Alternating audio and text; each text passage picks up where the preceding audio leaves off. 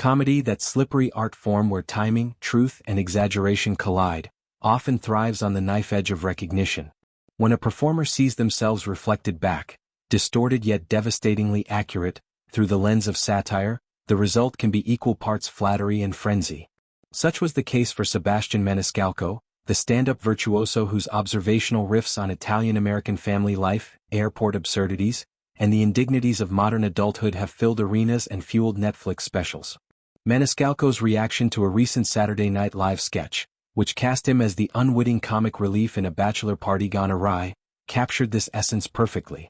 Left in a state of amused disbelief, he took to Instagram to hail the impersonator, turning what could have been a fleeting TV bit into a testament to comedy's connective power. At the heart of the hilarity was Marcelo Hernandez, the 28-year-old Cuban-American cast member whose chameleon-like impressions have become a staple of SNL's cold opens and weekend update segments.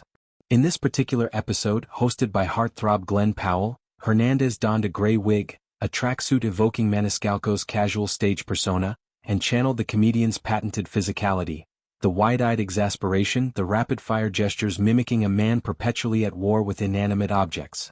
Powell played the groom-to-be, spinning yarns about his lifelong friendship with the famous funny man to impress his skeptical buddies.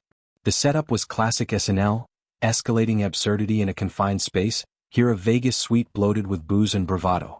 As the sketch unfolded, Hernandez as Maniscalco burst through the door like a force of comedic nature, hijacking the festivities with monologues on the perils of hotel minibars.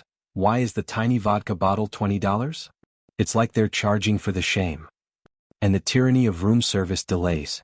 His ad-libs, those unscripted gems that elevate sketch comedy, piled on, frustrating Powell's character and his crew as they desperately tried to pivot back to poker or pole dancers.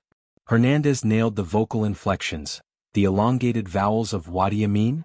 and the conspiratorial whispers about life's petty injustices. It was less a mockery than a mirror, amplifying Maniscalco's style into a whirlwind that left viewers gasping and the cast corpsing on camera. Maniscalco, no stranger to the spotlight. His tours have grossed millions and films like The Irishman have showcased his dramatic chops. Couldn't resist chiming in. Sharing the clip on Instagram, he captioned it with a mix of mock outrage and genuine props. "You gotta be kidding me" at Marcelo's at NBC SNL. The post exploded, racking up likes from fellow comics and fans who flooded the comments with affirmations. "His impression is perfect," one user raved, while another declared, "finally a hilarious skit." A third gushed, "Love Marcelo? Best skit of the night." This organic buzz transformed the segment into a trending topic, bridging SNL's livewire energy with Maniscalco's evergreen appeal. To unpack why this landed so potently, one must delve into Maniscalco's oeuvre.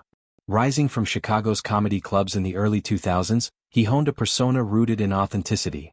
The son of Sicilian immigrants navigating WASP-Y suburbia, forever the straight man in a world of eccentricities.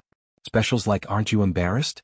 Dissect generational clashes, Nana's plastic-wrapped furniture versus millennial minimalism, with a physicality that's as much ballet as banter.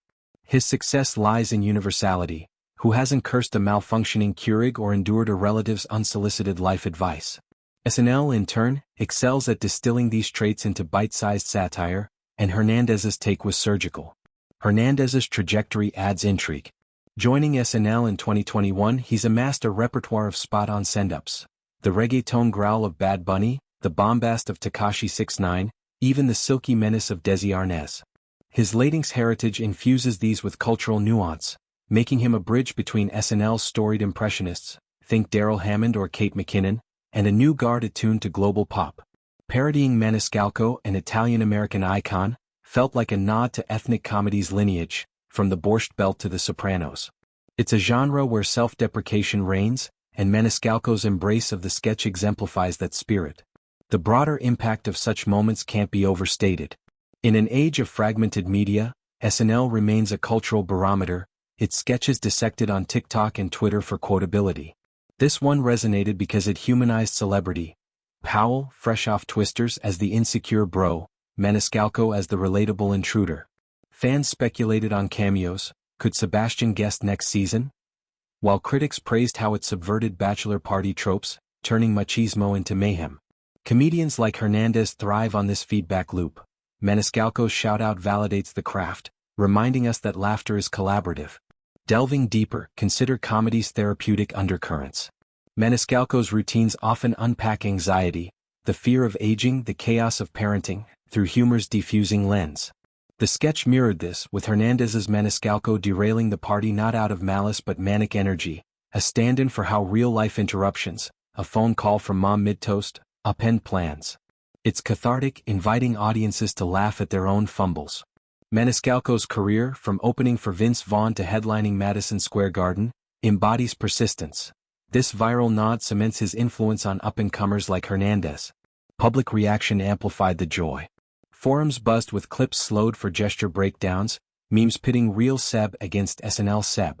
Celebrities piled on, Powell reposted with fire emojis, while Amy Poehler tweeted about SNL's impression immortality. It sparked discourse on ethnic representation in comedy, how Italian-American voices like Maniscalco's pave paths for diverse talents like Hernandez. In a post-pandemic world craving levity, this sketch was manna, proving satire's power to unite.